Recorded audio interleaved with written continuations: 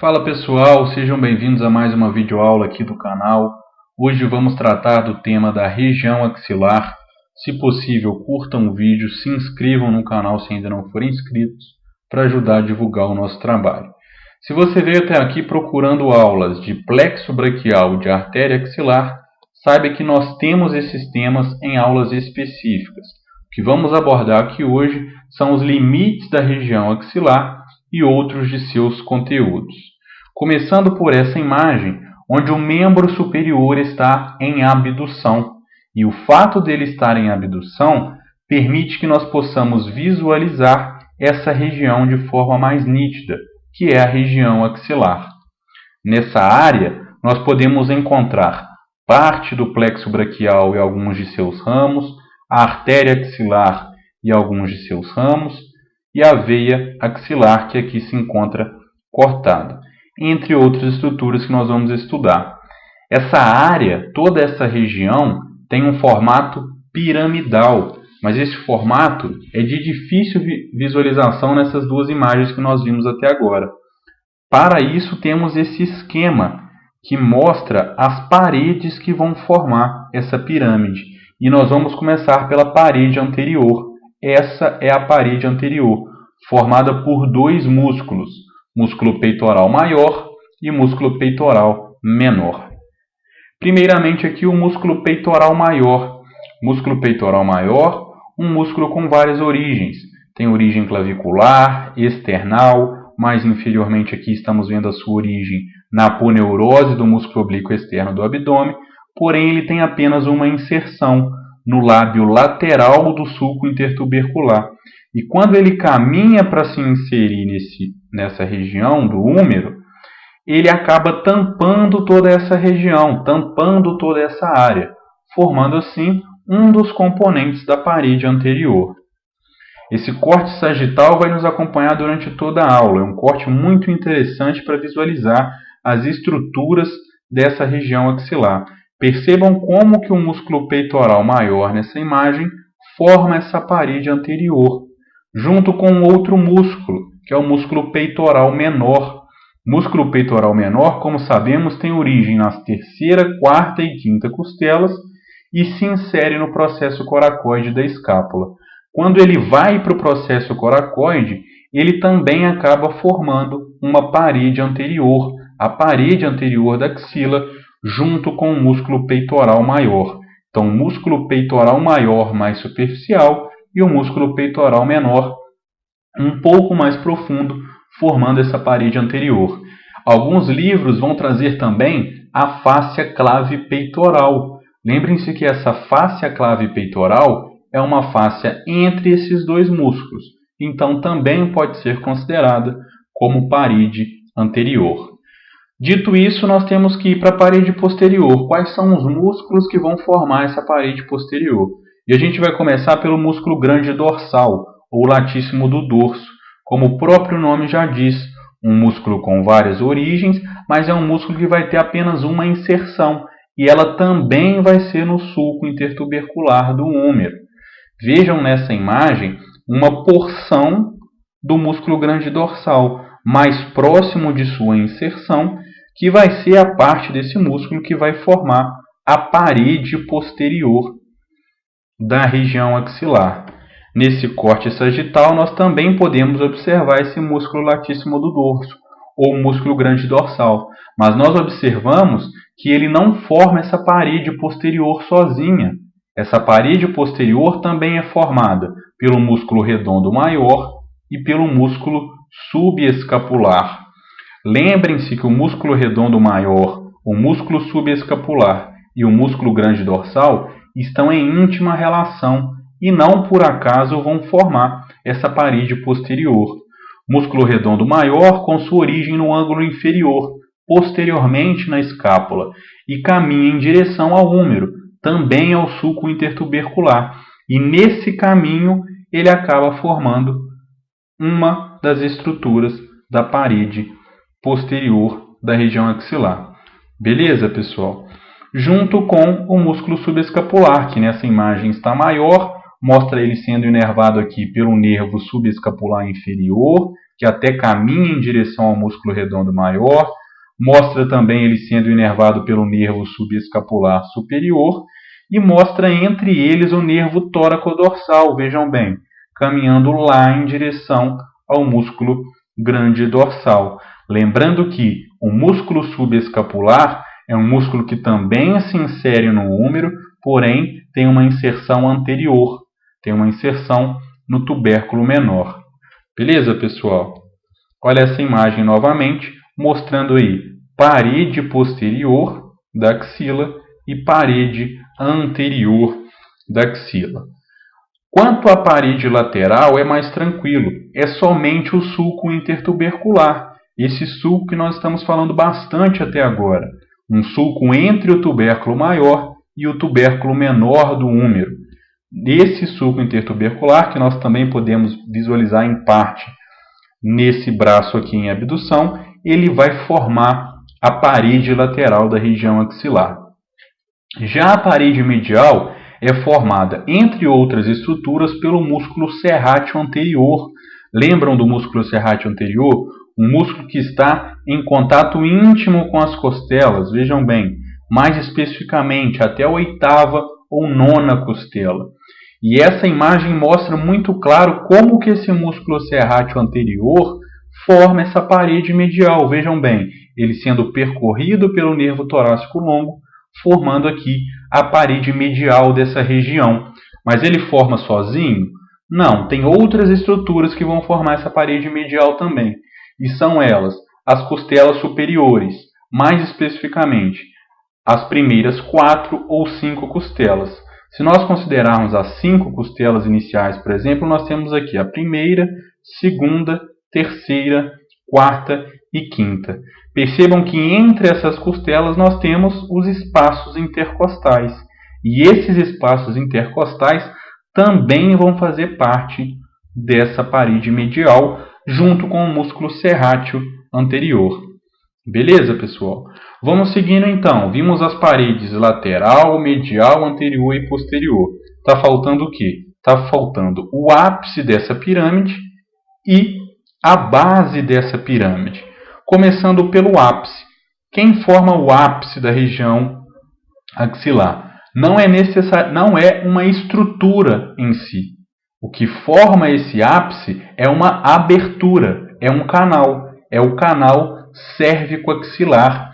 Ele vai dar passagem a estruturas que estão vindo do pescoço, por isso o nome cérvico, e passam pela região axilar, por isso axilar. Um grande exemplo é o plexo braquial.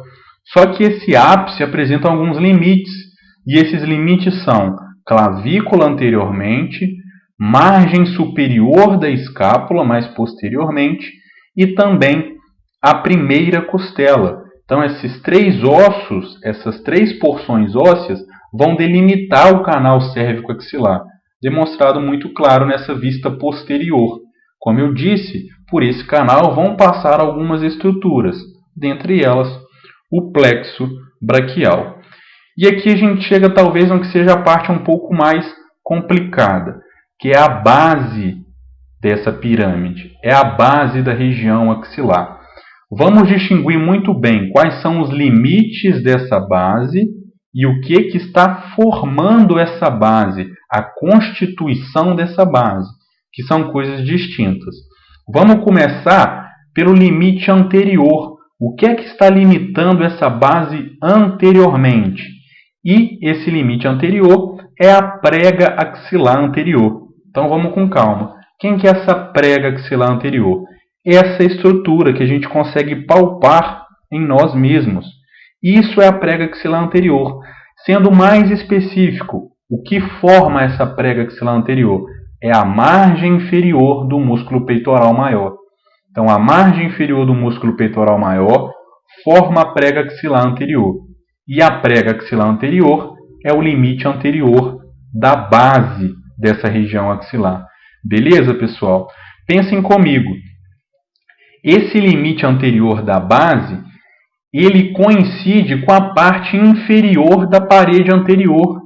Vê se vocês concordam comigo. Essa aqui é a parede anterior, que a gente estudou, que tem como constituinte quem? músculo peitoral maior e músculo peitoral menor. A parte inferior dessa parede anterior é o que a gente está falando agora, é a prega axilar anterior, mais especificamente é a margem inferior do músculo peitoral maior. Tranquilo, pessoal? O raciocínio é o mesmo posteriormente. Quando a gente está falando do limite posterior dessa base, a gente está falando da prega axilar posterior. E a prega axilar posterior também consegue ser palpada.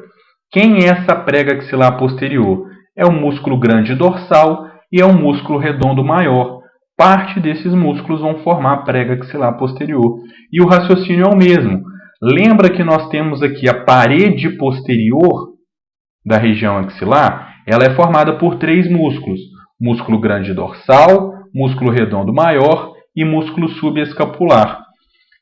Inferiormente, essa parte mais inferior dessa parede é a prega axilar posterior. Só que essa prega axilar posterior ela é formada apenas por 2 desses músculos, pelo músculo grande dorsal e pelo músculo redondo maior, e também pode ser palpada. Falamos de tudo isso, agora a gente tem que falar dos limites mais mediais e mais laterais. Medialmente a essa base a gente tem a parede torácica, tranquilo, né? E lateral a gente tem a face média do braço. Lembrando que nós temos aqui um braço num processo de abdução, porque facilita, aumenta essa região axilar.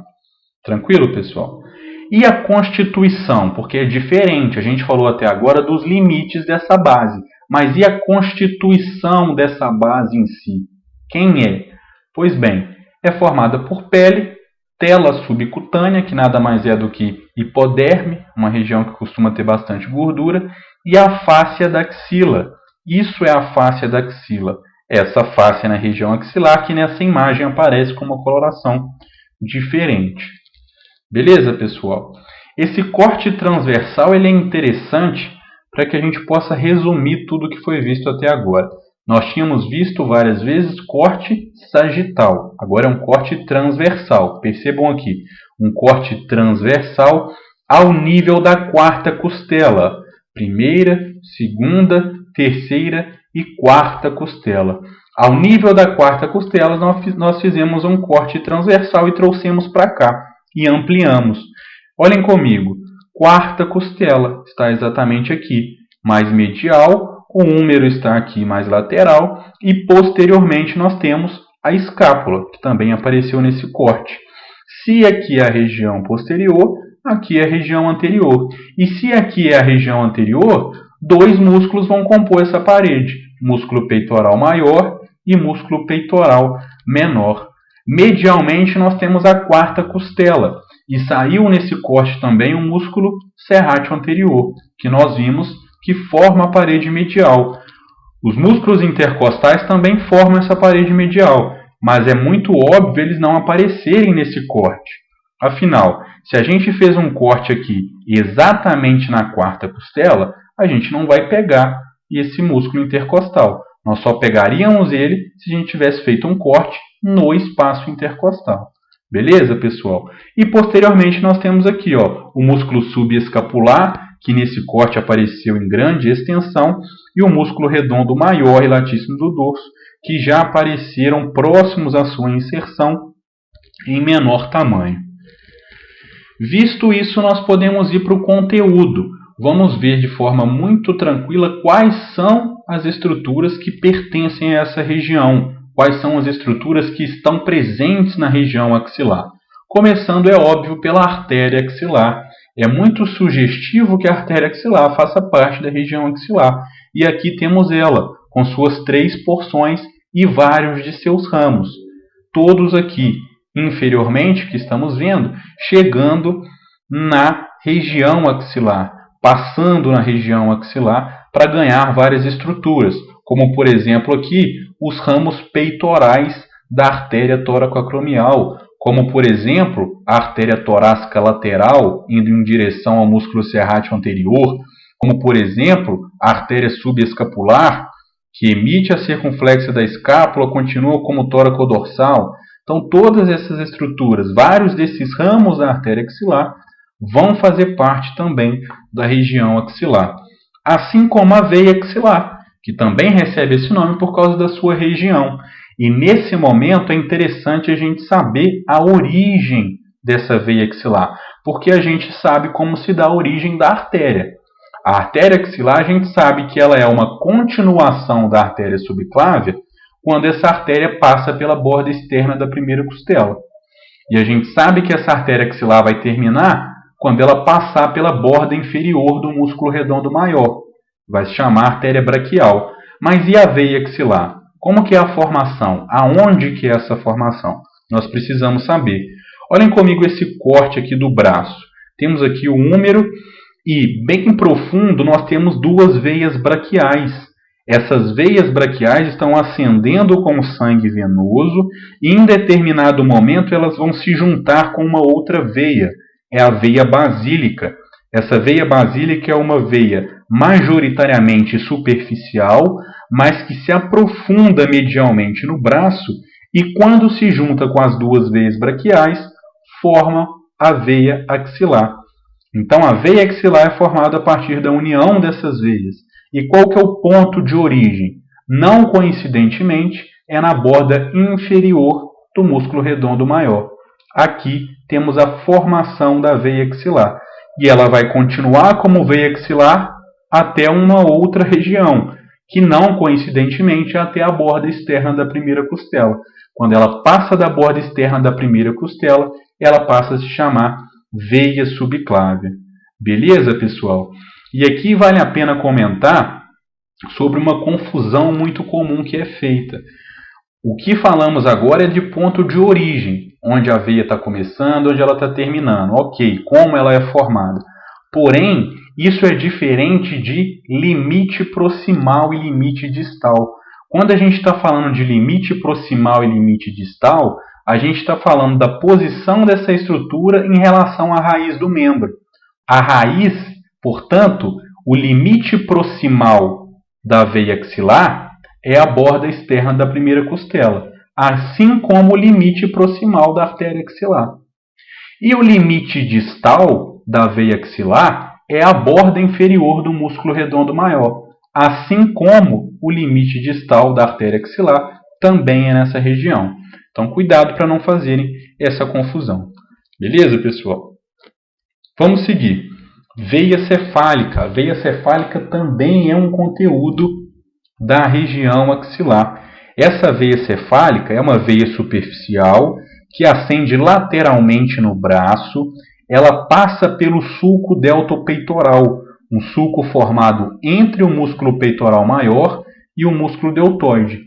Perfura a fáscia clave peitoral para desembocar na veia que a gente acabou de estudar, que é a veia axilar, profundamente ali ao músculo peitoral menor. Inclusive, nesse corte sagital, nós podemos ver a veia cefálica caminhando para desembocar onde? Na veia axilar. Tranquilo, pessoal? Vamos seguindo. Outro conteúdo que nós vimos é o plexo braquial. E esse corte sagital é interessante porque ele mostra duas emissões aqui do plexo braquial. Olha só, ele mostra o nervo peitoral lateral chegando no músculo peitoral maior e ele mostra um nervo peitoral medial perfurando o músculo peitoral menor para chegar no músculo peitoral maior. Se esse aqui é o nervo peitoral lateral, então esse aqui é quem? É o fascículo lateral. Se esse aqui é o nervo peitoral medial, então esse aqui é o fascículo medial. E, como já era de se esperar, o fascículo posterior. Posteriormente à artéria axilar. Mais especificamente, posteriormente à segunda porção da artéria axilar. Um outro componente é o nervo torácico longo. Se vocês se lembram bem, o nervo torácico longo ele é formado a partir de um ramo que vem do ramo anterior de C5, de um ramo que está vindo do ramo anterior de C6 e de um ramo que está vindo do ramo anterior de C7. Esses ramos se juntam, formam o nervo torácico longo e esse nervo vai caminhar sobre o músculo serrátil anterior. Ora, se o músculo serrátil anterior é um dos componentes da parede medial da região axilar, o nervo torácico longo que corre sobre ele está contido, portanto, nessa região, nessa área piramidal, que é a região axilar. Temos outro conteúdo, são os linfonodos axilares, linfonodos extremamente importantes, divididos em 5 grupos aqui na região axilar. Eles vão drenar, por exemplo, o quadrante superolateral da mama, por isso são linfonodos muito trabalhados na cirurgia. Temos também a drenagem deles do membro superior. A drenagem linfática do membro superior passa pelos linfonodos axilares, assim como a drenagem da região escapular. Se a gente estiver falando do lado direito do corpo, a linfa que está passando por esses linfonodos axilares vão chegar em algum momento no ducto linfático direito. Se a gente estiver falando do lado esquerdo do corpo, a linfa que está passando por esses linfonodos axilares vão chegar em algum momento no ducto torácico, mas esse não é o tema da nossa aula de hoje. Nesse corte sagital é o que nos interessa, os linfonodos axilares como sendo um dos conteúdos dessa área, dessa região axilar. Tranquilo, pessoal? Vamos seguir. Mais conteúdo. Ramos cutâneos laterais dos nervos intercostais. Corte transversal na região torácica, região anterior, região posterior. Seccionamos o corpo da vértebra para vermos a medula. Da medula saem 2 estruturas, uma raiz ventral e uma raiz dorsal. Se juntam, formam um nervo espinhal que se bifurca num ramo posterior que foi para a pele do dorso, num ramo anterior que formou o nervo intercostal. Em determinado momento, esse nervo intercostal emite um ramo, só que é um ramo que está indo para a pele, então é um ramo cutâneo. E está indo para a pele na região lateral, então é um ramo cutâneo lateral que está vindo do nervo intercostal. Só que para esse ramo chegar na pele, ele passa pela região axilar. Por isso, um dos conteúdos da região axilar são esses ramos cutâneos laterais. Não todos, principalmente os mais superiores, que estão vindo inervar aqui a região inferolateral da região peitoral. Beleza, pessoal? Vamos seguindo então para o nosso último nervo, nosso último conteúdo, que eu quero focar bastante com vocês aqui. É o nervo intercostobraquial. Tenham atenção. Outro corte transversal na região torácica. Esse corte que a gente tem no néter, ele acontece aqui próximo do processo tifoide. Nós temos aqui, sexta costela e sétima costela. Então o nervo intercostobraquial nunca vai estar aqui nesse corte, porque o nervo intercostobraquial ele sai do segundo espaço intercostal. Como que ele faz isso? O nervo intercostal que está no segundo espaço intercostal, ou seja, o ramo anterior de T2, em determinado momento emite um ramo cutâneo na região lateral. E esse ramo cutâneo que ele emite é o nervo intercostobraquial. Ele emerge do segundo espaço intercostal, percorre a região axilar e chega na porção medial do braço, onde fará a inervação sensitiva dessa região. Essa imagem mostra aqui, a gente pode visualizar o nervo intercostobraquial chegando nessa região, onde ele vai inervar de forma sensitiva. Então, muita atenção, o nervo intercostobraquial ele tem origem no ramo ventral de T2, e esse ramo ventral de T2 está percorrendo quem? O segundo espaço intercostal. Beleza? Quando esse nervo emite um ramo cutâneo lateralmente, e esse ramo caminha em direção ao braço, nós estamos falando do nervo intercostobraquial. Tranquilo? Que a gente vê na prática muitas vezes emergindo aqui do segundo espaço intercostal. Também pode vir do terceiro, mas principalmente do segundo. Tranquilo, pessoal? Aula pesada, mas muito obrigado pela atenção. Espero que tenham gostado.